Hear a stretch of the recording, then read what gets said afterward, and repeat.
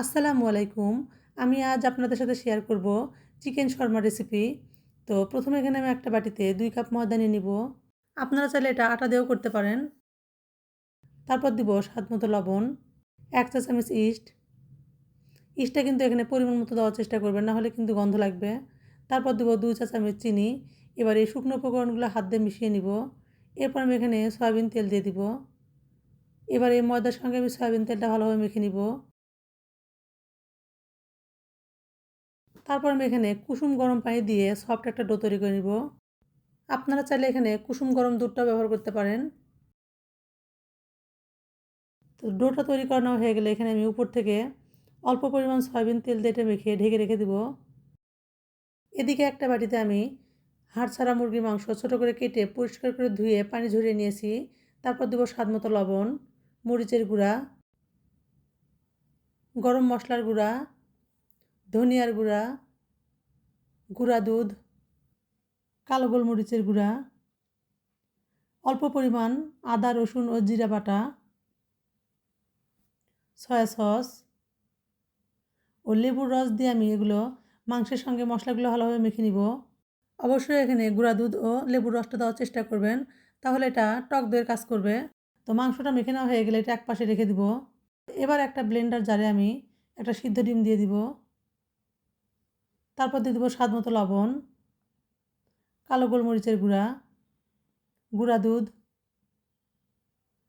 ১ চা চামচ চিনি, সয়াবিন তেল ও লেবুর রস, অল্প পরিমাণ পানি দিয়ে এটা ব্লেন্ড করে নিব। তোমার ব্লেন্ড করে নেওয়া হয়ে গেছে। এবার আমি এখানে দিয়ে দেবো টমেটো সস। টমেটো সসটা দিয়ে আমি আবারও ব্লেন্ড করে নিব। তোমার মেয়োনিজটা তৈরি করে নেওয়া হয়ে গেছে। এবার এটা আমি একপাশে রেখে দিব। এবার একটা প্যানে আমি পরিমাণ মতো সয়াবিন তেল দিয়ে দিব।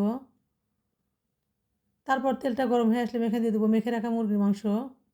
মুরগির মাংসটা দিয়ে আমি ভালোভাবে নেড়েচেড়ে ভেজে নিব কিছুক্ষণ। একদম শক্ত করে ভেজে নিব না। মাংসটা সিদ্ধ হয়ে আসা পর্যন্ত রান্না করে নিব। তো মাংসটা রান্না করা হয়ে গেছে। এবার এই ময়দা ডোটা আমি হাত দিয়ে একটু মথে নিব। তারপর এটা আমি ছোটো ছোটো লেচি কেটে নিব। ময়দার ডোটা মাখার সময় ২ কাপ ময়দার জন্য ১ চা চামচ ইস্ট দেওয়ার চেষ্টা করবেন। ইস্টটা বেশি হয়ে গেলে কিন্তু এটা গন্ধ লাগবে আর খেতে ভালো লাগবে না। তাই ইস্টটা পরিমাণ মতো দেওয়ার চেষ্টা করবেন। সাধারণত আমরা যেভাবে রুটিটা বানাই তার থেকে একটু মোটা করে আমি এই রুটিটা বেলে নিব। তো এভাবে আমি সবগুলো রুটি বেলে নিব। তো রুটিগুলো আমার বানানো হয়ে গেছে। এবার রুটিগুলো আমি সেঁকে নিব।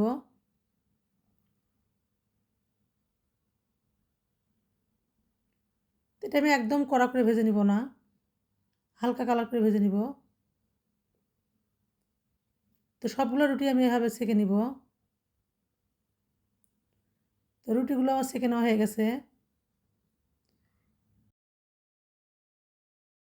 এবার একটা বাটিতে আমি কিছু গাজর কুচি, টমেটো কুচি, শসা কুচি দিয়ে দিব। তারপর দিব ভেজে রাখা মুরগির মাংস। মেয়োনিজ দিয়ে সবগুলো আমি মেখে নিব। মাংসের পুর ও মেয়োনিজটা যদি আগে থেকে তৈরি করে রাখা যায় তাহলে কিন্তু এই চিকেন শর্মাটা খুব সহজে বানিয়ে নেওয়া যায়। তো এটা আমার মাখা হয়ে গেছে। এবার এই রুটির উপর আমি এই মাংসের পুরটা দিয়ে দিব। তারপর এটা আমি রোল করে নিব। আপনারা চাইলে এটা কিন্তু টুথপিক দিয়েও আটকে নিতে পারেন। তো এটা আমি ফয়েল পেপার দিয়ে আটকে নিব। দেখে হয়তো বুঝতেছেন কতটা সুন্দর হয়েছে। আর এভাবে শর্মাটা তৈরি করলে কিন্তু খেতে অনেক মজা লাগে। আর এভাবে যদি একবার শর্মাটা বাসায় তৈরি করেন তাহলে কিন্তু বাইরে থেকে কিনে খেতে মন চাইবে না। এতটাই মজা হয়। আপনারা এভাবে একবার তৈরি করে দেখবেন। আল্লাহ হাফেজ।